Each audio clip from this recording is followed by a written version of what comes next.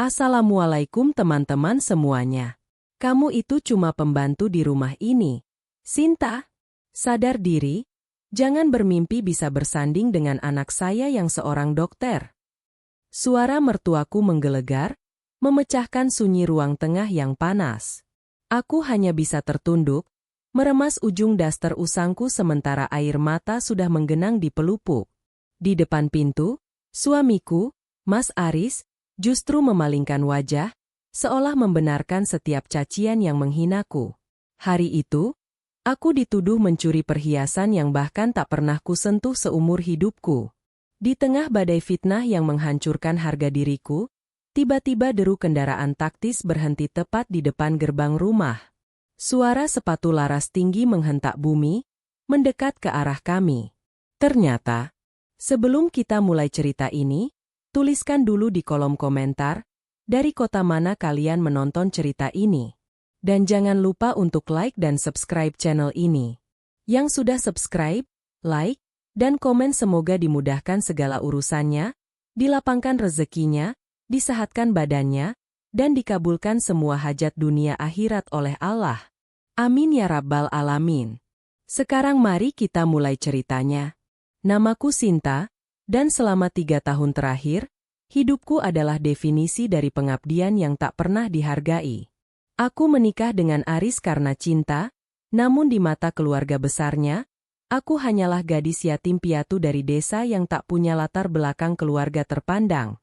Setiap hari, aku harus bangun sebelum subuh untuk melayani kebutuhan mertua dan ipar-iparku yang selalu memandangku dengan tatapan merendahkan. Rumah besar di pinggiran kota itu terasa seperti penjara bagiku, di mana setiap napasku seolah dihitung sebagai hutang yang harus kubayar dengan keringat. Aku sering menahan tangis saat mendengar bisik-bisik di balik pintu yang menyebutku sebagai perempuan tidak tahu diri yang memanfaatkan keluguan Aris. Malam itu, suasana sangat mencekam karena hujan turun dengan sangat deras di luar, seakan mendukung suasana hatiku yang hancur berkeping-keping. Mertuaku, Ibu Ratna, menuduhku mencuri kalung emas warisan keluarganya yang hilang dari kotak perhiasan di dalam lemari terkunci. Padahal, sepanjang hari aku habiskan di dapur untuk mempersiapkan jamuan makan malam bagi kolega-kolega bisnis mereka. Aris, suamiku, yang dulu berjanji akan menjagaku, justru berdiri di samping ibunya dengan wajah yang dingin dan tak peduli. Aku bersumpah demi nama Allah bahwa aku tidak mengambil apapun. Namun fitnah itu sudah terlanjur membakar rumah tangga kami. Kalau kamu tidak mengaku, Sinta, jangan salahkan saya jika kamu saya usir malam ini juga. Teriak Ibu Ratna sambil menuding wajahku dengan jarinya yang gemetar karena marah. Tanganku gemetar hebat, bukan karena takut akan kemiskinan, melainkan karena kecewa yang teramat dalam pada orang yang kusebut suami. Aris hanya diam. Bahkan ia sengaja berdehem saat aku berusaha meraih tangannya untuk meminta pembelaan kecil saja. Tak ada satupun orang di rumah itu yang membelaku, bahkan pembantu lain yang biasanya akrab denganku pun ikut menjauh karena takut terkena imbasnya. Rasa sesak di dada ini begitu nyata, seolah oksigen di ruangan itu mendadak hilang ditelan oleh kebencian mereka. Aku terdiam, memikirkan nasib apa yang akan menimpaku jika aku benar-benar diusir ke jalanan dalam kondisi hujan badai seperti ini. Namun, di balik rasa sakit itu, ada sebuah perasaan aneh yang mulai tumbuh, yaitu rasa muak yang sudah sampai di ubun-ubun terhadap perlakuan tidak adil ini. Aku tidak pernah meminta harta mereka, aku hanya meminta kehormatanku sebagai seorang istri yang dihormati, namun itu adalah kemewahan yang tidak bisa kudapatkan. Aku teringat masa kecilku, saat ayahku berpesan agar aku selalu menjaga harga diri meski hidup dalam keterbatasan materi yang sangat menyiksa. Sekarang, saat harga diriku diinjak-injak oleh keluarga suamiku sendiri, aku merasa bahwa sudah tidak ada lagi alasan untuk bertahan di sini. Aku tidak mencuri, Bu. Kalau ibu memang tidak percaya, silakan periksa seluruh isi tas dan kamarku. Ucapku dengan suara yang gemetar namun mencoba setegar mungkin. Ibu Ratna justru tertawa sinis, sebuah tawa yang terdengar sangat meremehkan keberadaanku sebagai manusia yang punya martabat. Tidak perlu diperiksa, Sinta. Saya sudah tahu watak perempuan seperti kamu yang diam-diam menghanyutkan. Jawabnya tajam. Aris masih membisu. Ia seolah menikmati penderitaan yang sedang kualami saat ini, mungkin karena ia sudah terlalu lama berada di bawah ketiak ibunya. Tiba-tiba, suara mobil di luar semakin intens, deru mesin yang sangat bertenaga terdengar berderet di halaman rumah kami yang biasanya sepi. Kami semua terdiam sejenak, saling berpandangan dengan rasa penasaran yang mendadak muncul di tengah ketegangan yang masih menyelimuti ruang tengah. Aris melangkah ke jendela, mengintip di balik gorden dan wajahnya seketika pucat pasi, seolah baru saja melihat sesuatu yang sangat menakutkan baginya. Ada apa, Aris? Siapa yang datang malam-malam begini? Tanya Ibu Ratna dengan nada yang mulai kehilangan kepercayaan dirinya. Aris tidak menjawab, ia justru mundur beberapa langkah dengan tangan yang gemetar hebat, membuat kecemasanku semakin menjadi-jadi. Ketukan pintu yang sangat keras membuat pintu kayu jati yang kokoh itu bergetar hebat, menandakan ada orang yang sangat berkuasa di baliknya. Tanpa menunggu jawaban, pintu terbuka lebar, dan seorang pria berseragam militer lengkap dengan pangkat bintang di pundaknya melangkah masuk dengan tegas. Sosok itu gagah, matanya tajam menatap ruangan dengan wibawa yang membuat seisi rumah seolah membeku di tempatnya masing-masing. Di belakangnya, beberapa anggota militer berjaga, membuat suasana rumah seketika berubah menjadi markas komando yang sangat mencekam bagi siapapun yang bersalah.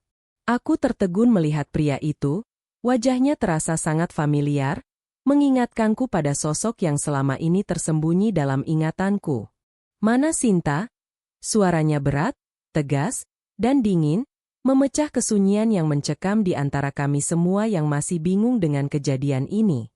Ibu Ratna yang tadi sangat galak, kini gemetar hebat sampai-sampai ia hampir terjatuh ke lantai jika tidak berpegangan pada sandaran kursi kayu.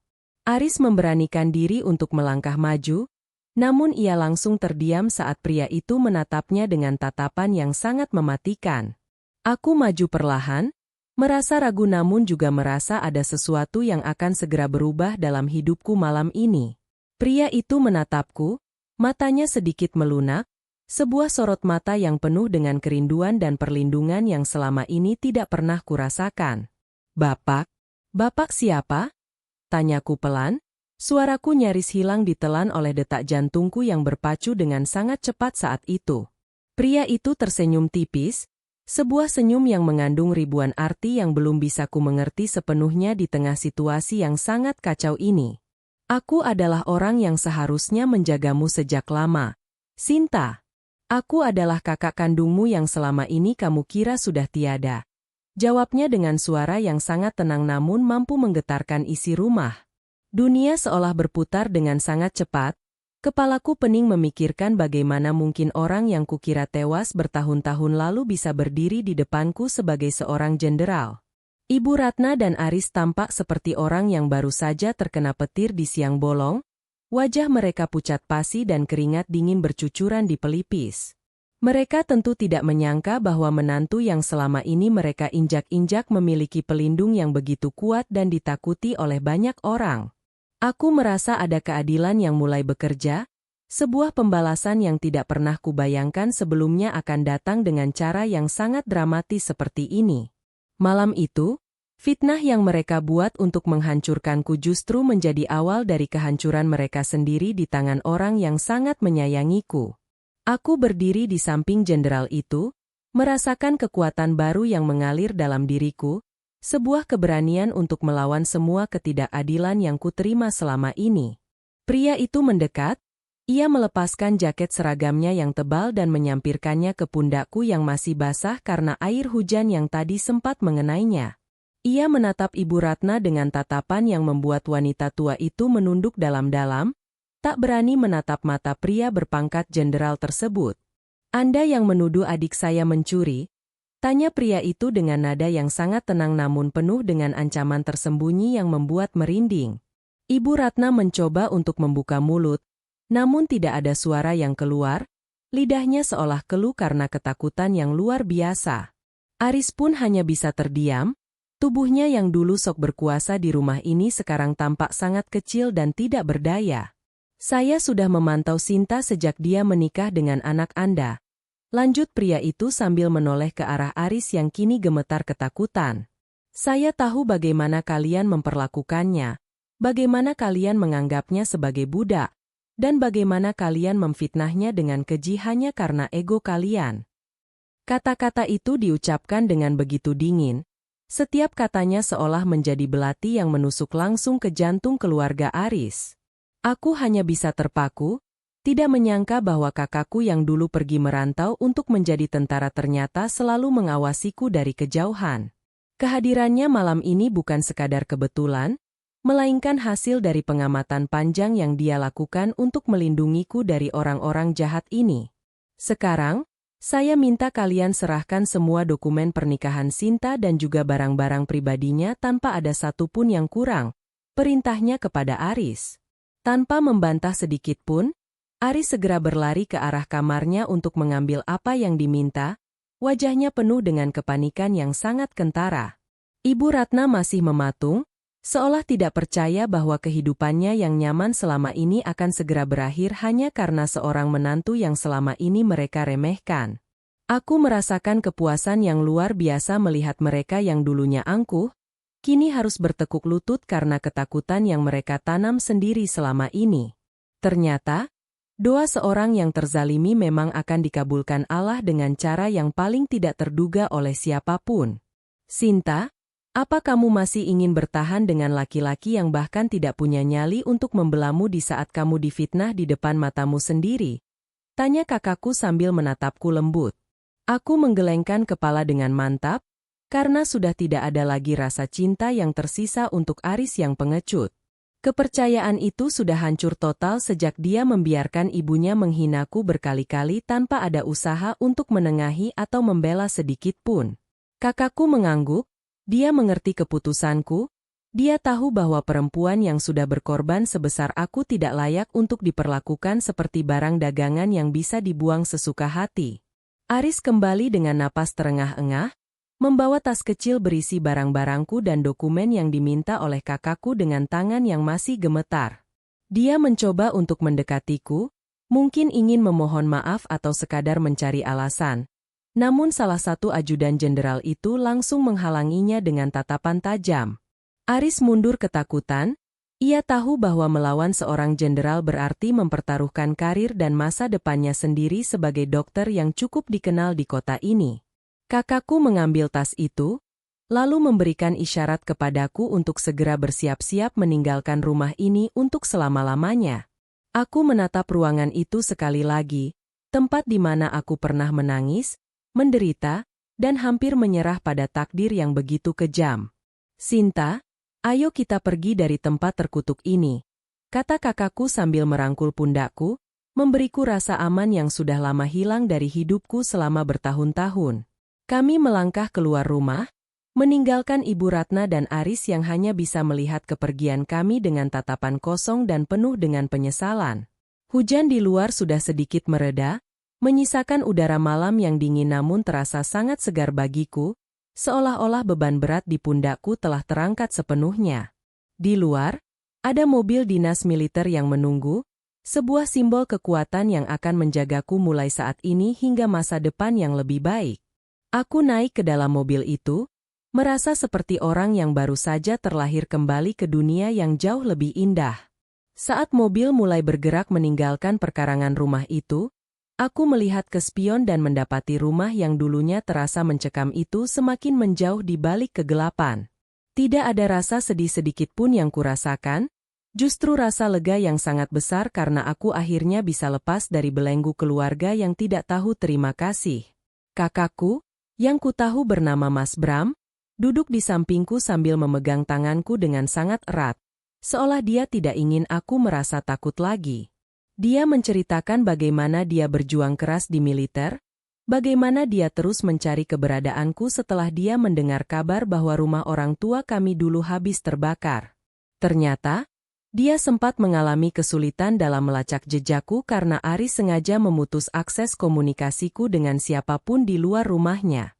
Maafkan kakak baru bisa datang sekarang, Sinta. Banyak hambatan yang harus kakak lewati sebelum bisa sampai di posisiku sekarang ini.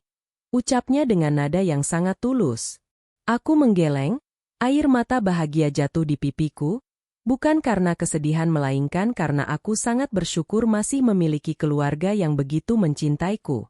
Mas Bram menceritakan betapa marahnya dia saat pertama kali melihat rekaman atau laporan tentang perlakuanku di rumah mertuaku melalui orang suruhannya. Dia menahan diri untuk tidak langsung datang karena dia ingin melihat sejauh mana Aris akan bersikap sebelum dia memberikan pelajaran yang setimpal. Sekarang, semuanya sudah terungkap, dan saatnya bagiku untuk membalas kebaikan Tuhan yang telah mengirimkan malaikat pelindung dalam hidupku. Kami tiba di sebuah hotel mewah di pusat kota, tempat yang sangat kontras dengan rumah mertuaku yang sempit akan kasih sayang meskipun besar bangunannya.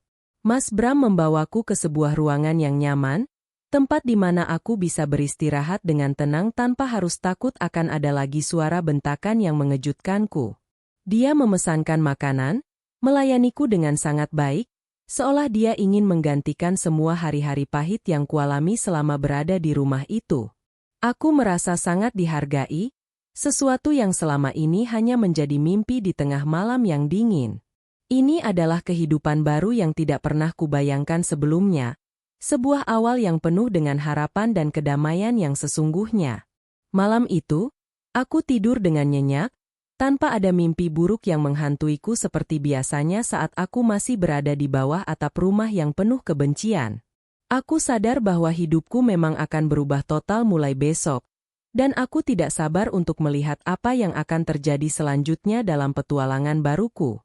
Mas Bram sudah berjanji bahwa dia akan memastikan bahwa aku mendapatkan kehidupan yang layak, bahkan lebih baik dari yang pernah kuharapkan selama ini. Aku memejamkan mata, memanjatkan doa syukur yang tak terhingga kepada Allah yang telah menunjukkan jalan keluar yang begitu luar biasa dari penderitaanku. Inilah awal dari segalanya, sebuah babak baru dalam hidup Sinta yang kini tidak lagi dianggap tak layak sebagai seorang istri. Keesokan paginya, matahari bersinar begitu cerah, seolah ikut merayakan kebebasanku dari belenggu kehidupan yang selama ini menyesakkan dada. Aku terbangun dengan perasaan yang sangat ringan, tidak ada lagi tugas rumah yang menanti atau bentakan mertua yang biasa menyambut pagi. Mas Bram sudah ada di sana, dia sedang duduk di dekat jendela sambil memegang sebuah tablet, mungkin sedang mengurus beberapa urusan pekerjaan atau memantau situasi. Dia tersenyum saat melihatku terbangun, senyum yang sama yang selalu dia berikan sejak kecil dulu sebelum tragedi kebakaran itu memisahkan kami. Dia menyapaku dengan lembut, menanyakan apa aku tidur nyenyak, dan aku hanya bisa mengangguk dengan rasa syukur yang mendalam. Sinta, hari ini kita akan pergi ke suatu tempat. Kakak ingin kamu melihat sesuatu yang penting, sesuatu yang berkaitan dengan masa depanmu, ucapnya dengan nada yang misterius namun membuatku bersemangat. Aku pun segera bersiap-siap, mengenakan pakaian baru yang dibelikan oleh Mas Bram, yang jauh lebih pantas daripada daster-daster usangku dulu. Saat kami keluar dari hotel, aku melihat mobil pengawal di depan dan di belakang, membuatku merasa benar-benar dijaga oleh seorang jenderal yang sangat berkuasa. Kami menuju ke sebuah gedung perkantoran besar di pusat kota, tempat di mana banyak orang berpakaian rapi dan terlihat sangat sibuk dengan urusannya.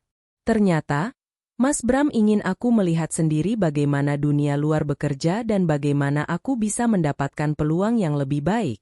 Kamu punya bakat yang hebat dalam mengelola sesuatu, Sinta. Aku sudah melihat semua catatan keuangan yang kamu buat saat kamu masih di rumah Aris dulu, kata Mas Bram sambil berjalan di sampingku. Aku terkejut, bagaimana dia bisa tahu soal catatan keuangan yang kusembunyikan di balik lemari buku tua itu? Ternyata, dia memang sudah memantau semuanya dengan sangat detail, termasuk bagaimana aku seringkali harus memutar otak agar uang belanja yang terbatas bisa mencukupi kebutuhan seluruh penghuni rumah.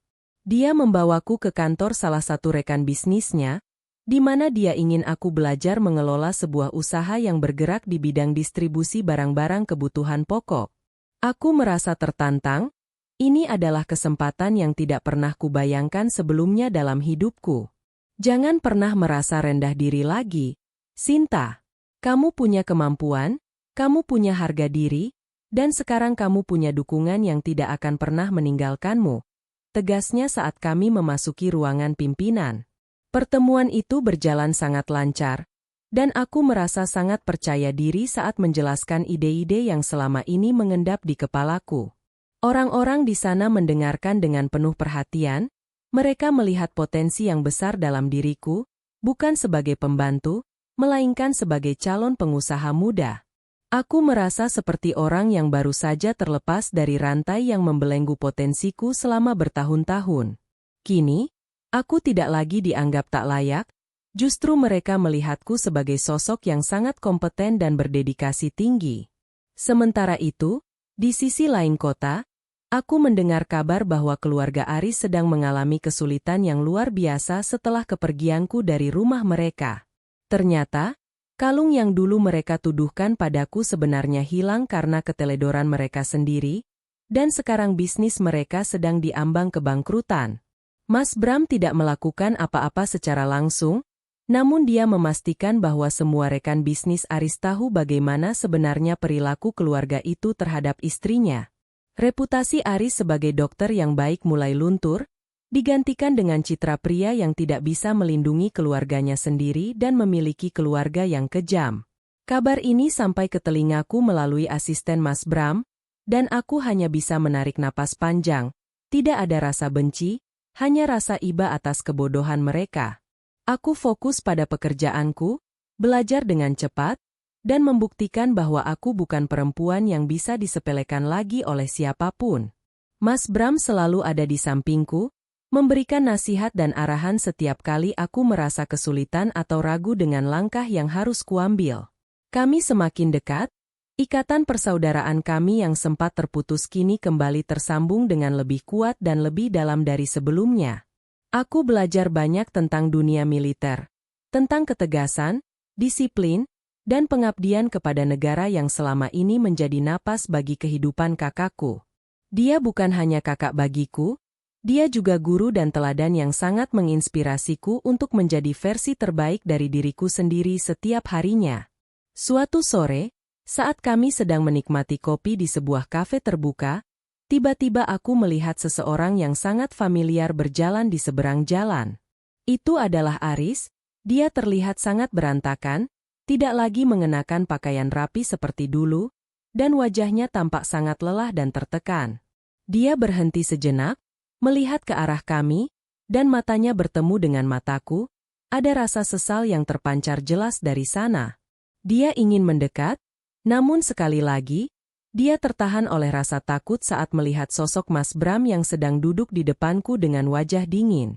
Aku memalingkan wajah, tidak ingin lagi terlibat dalam drama yang merusak jiwaku, dan Aris pun akhirnya berlalu pergi dengan langkah yang gontai. "Kamu baik-baik saja?" tanya Mas Bram lembut. Dia memperhatikan perubahan ekspresiku saat melihat Aris tadi. Aku mengangguk, meyakinkannya bahwa aku sudah benar-benar melupakan masa lalu yang kelam itu dan fokus pada masa depanku. "Aku tidak ingin melihat dia lagi, Mas. Cukup sudah luka yang dia berikan. Sekarang aku ingin hidup dengan tenang," jawabku mantap. Mas Bram tersenyum puas. Dia senang melihat perubahan drastis dalam diriku yang kini jauh lebih mandiri dan kuat menghadapi kenyataan hidup. Dia berjanji akan selalu mendukungku, apapun jalan yang kupilih, asal itu membuatku bahagia dan merasa berarti sebagai manusia yang utuh. Malam harinya, aku kembali memikirkan perjalanan hidupku yang begitu dramatis, dari seorang yang dianggap tidak layak menjadi seorang istri, hingga kini punya kesempatan untuk memimpin bisnis sendiri. Ternyata, Tuhan punya cara yang sangat unik untuk menunjukkan siapa yang benar dan siapa yang salah di antara hamba-hambanya. Aku merasa sangat beruntung memiliki kakak seperti Mas Bram yang selalu ada saat aku membutuhkan bantuan dan dukungan paling besar dalam hidupku. Aku berjanji pada diriku sendiri untuk tidak akan pernah menyia-nyiakan kesempatan kedua yang sudah Tuhan berikan ini. Aku akan bekerja keras, belajar lebih banyak, dan membuktikan kepada semua orang bahwa aku layak untuk mendapatkan kebahagiaan yang melimpah ruah. Aku memandang bintang di langit melalui jendela kamarku, merasa sangat bersyukur atas segala karunia yang telah kuterima sejauh ini dalam hidupku. Esok hari akan menjadi tantangan baru, tapi aku sudah siap, karena aku tahu bahwa aku tidak sendirian lagi dalam menghadapi dunia ini. Setiap pengalaman pahit yang kualami dulu kini menjadi pelajaran berharga yang membentukku menjadi wanita yang tangguh dan tidak mudah menyerah. Aku menutup mataku, siap menyongsong masa depan yang lebih cerah, penuh dengan harapan, kebahagiaan, dan pencapaian yang lebih tinggi lagi. Hidup memang penuh dengan kejutan, dan aku sangat berterima kasih karena kejutan yang datang terakhir ini adalah yang paling indah dari segalanya. Minggu-minggu berlalu dengan sangat cepat, dan di bawah bimbingan Mas Bram serta dukungan rekan-rekan bisnis barunya, usahaku mulai menunjukkan hasil yang sangat memuaskan. Aku tidak hanya belajar mengelola bisnis, tapi aku juga mulai belajar tentang arti kemandirian finansial yang sesungguhnya. Aku mulai menyisihkan sebagian penghasilanku untuk membantu orang-orang yang senasib denganku, perempuan-perempuan yang seringkali dianggap remeh oleh lingkungannya. Mas Bram sangat mendukung inisiatifku ini, dia bahkan memberikan akses kepada jaringan yayasan miliknya agar bantuan itu bisa tersalurkan dengan lebih efektif dan luas. Aku merasa menemukan tujuan hidup yang baru, yaitu menjadi saluran berkat bagi mereka yang masih terkurung dalam ketidakadilan. Di tengah kesibukanku, aku sering mendapatkan kabar tentang bagaimana keluarga Aris terus mengalami kemunduran, baik secara finansial maupun sosial. Ibu Ratna dikabarkan jatuh sakit karena terlalu memikirkan kerugian bisnis yang terus menumpuk. Sementara Aris harus bekerja serabutan karena reputasinya yang sudah terlanjur hancur di mata masyarakat. Aku tidak merasa senang atas penderitaan mereka, aku hanya merasa bahwa setiap perbuatan pasti ada balasannya, sesuai dengan hukum tabur tuai yang berlaku dalam kehidupan ini. Terkadang, aku merasa iba, namun aku sadar bahwa aku tidak bisa membantu mereka tanpa mengorbankan kedamaian yang baru saja kudapatkan kembali. Aku memilih untuk tetap maju, fokus pada masa depanku dan orang-orang yang benar-benar membutuhkan dukunganku. Suatu hari, aku menerima kunjungan tak terduga dari mantan iparku, adik perempuan Aris yang dulu paling sering menghina dan menfitnahku tanpa henti. Dia datang dengan pakaian yang lusuh, wajahnya yang dulu selalu dipenuhi kosmetik mahal kini tampak pucat dan tanpa riasan sedikit pun. Dia memohon untuk bertemu denganku, ingin meminta maaf atas segala perbuatan keji yang pernah dia lakukan kepadaku di masa lalu. Aku menemuinya di ruang tamu kantor, dengan Mas Bram yang berdiri di dekat pintu sebagai pengingat bahwa aku tidak lagi sendirian dan tidak akan terintimidasi lagi. Dia menangis terseduh-seduh, menceritakan bagaimana kehidupannya setelah aku pergi dan bagaimana penyesalan itu terus menghantui setiap malamnya.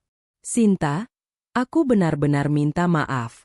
Dulu aku sangat bodoh dan egois, aku hanya mengikuti keinginan ibu tanpa memikirkan perasaanmu sedikit pun. Ucapnya dengan suara yang pecah oleh tangisan.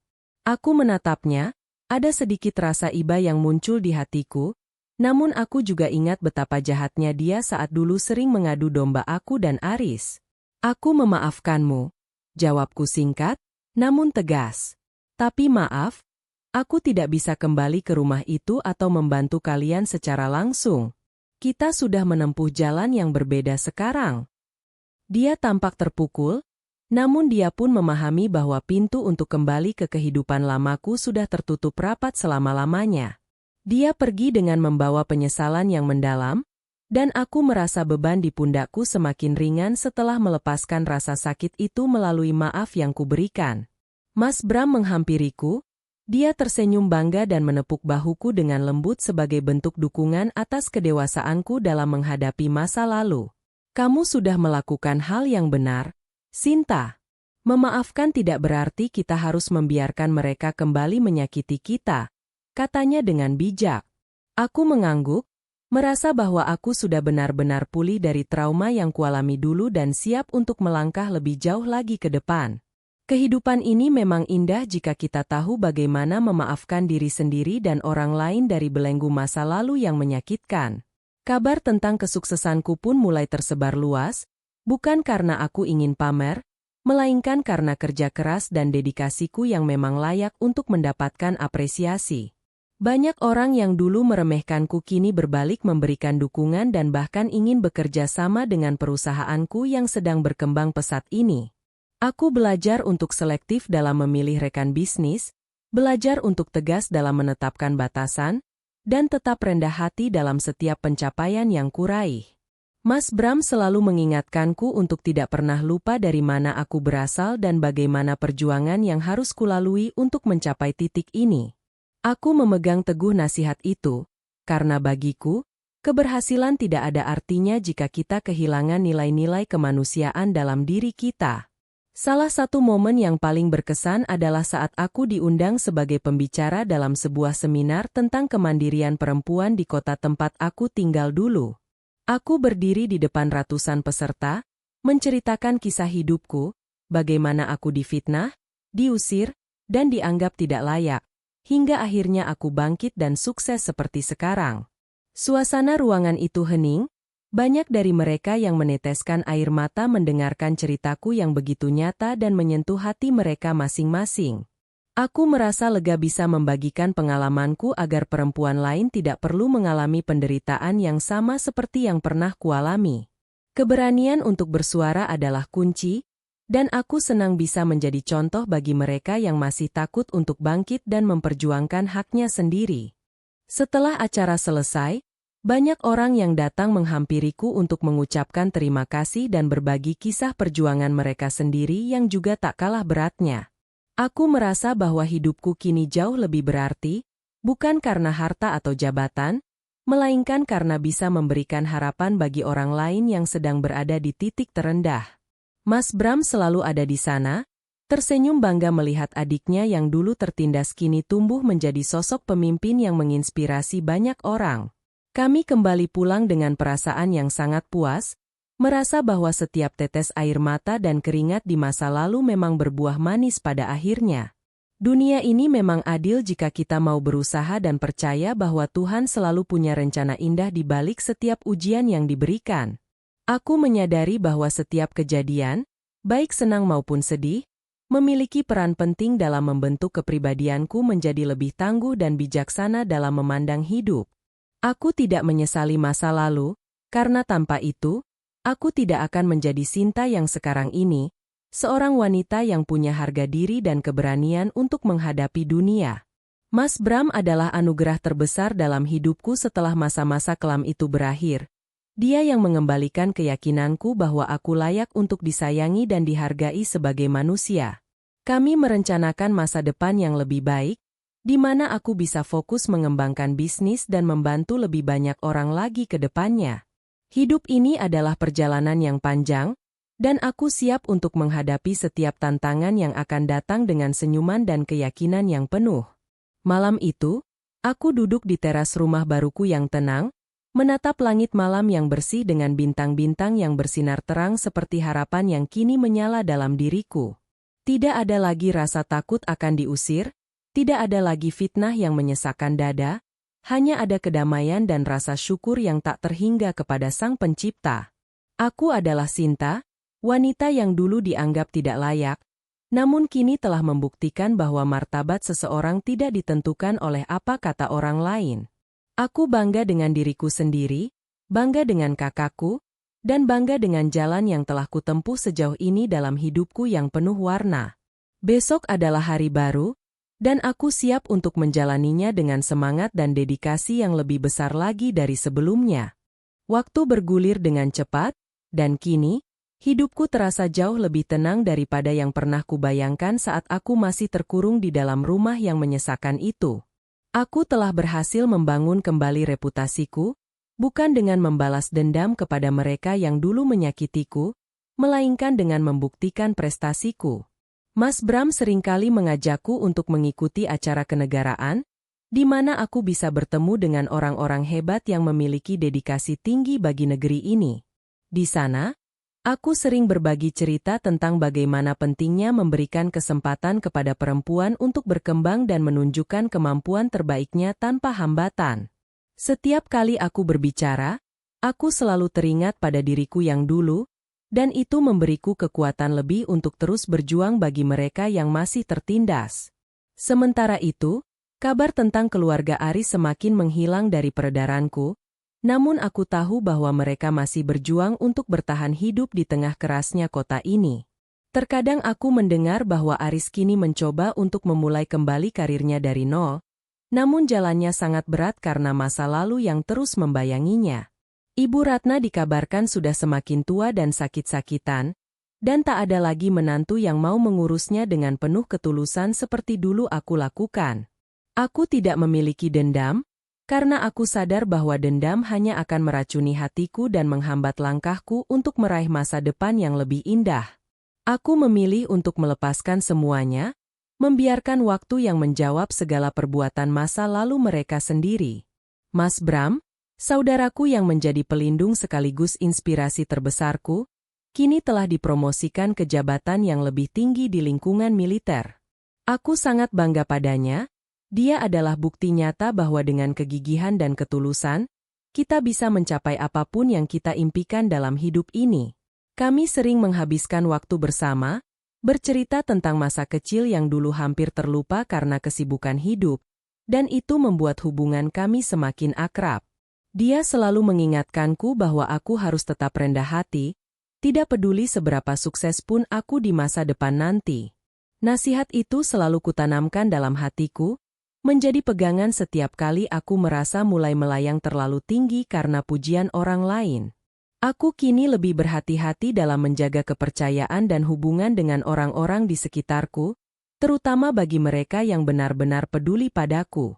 Aku juga lebih selektif dalam memilih teman, mencari mereka yang bisa memberikan pengaruh positif bagi perkembangan diriku dan juga memberikan dukungan di saat aku merasa lelah. Keberhasilan yang kurai bukanlah untuk dipamerkan, melainkan untuk disyukuri dan dijadikan sebagai sarana untuk berbagi kasih kepada sesama yang membutuhkan. Aku merasa bahwa hidup ini adalah sebuah anugerah yang harus kita jaga dengan penuh tanggung jawab, terutama bagi mereka yang telah diberikan kesempatan kedua. Dan aku bersyukur, karena kesempatan kedua itu datang dengan cara yang paling luar biasa melalui kedatangan Mas Bram waktu itu. Kini, aku sering terlibat dalam berbagai aksi sosial yang bertujuan untuk memberdayakan perempuan di lingkungan yang kurang mampu di sekitar kota kami. Kami memberikan pelatihan keterampilan, edukasi, dan juga dukungan moral agar mereka tidak mudah menyerah oleh tekanan hidup atau fitnah yang ada.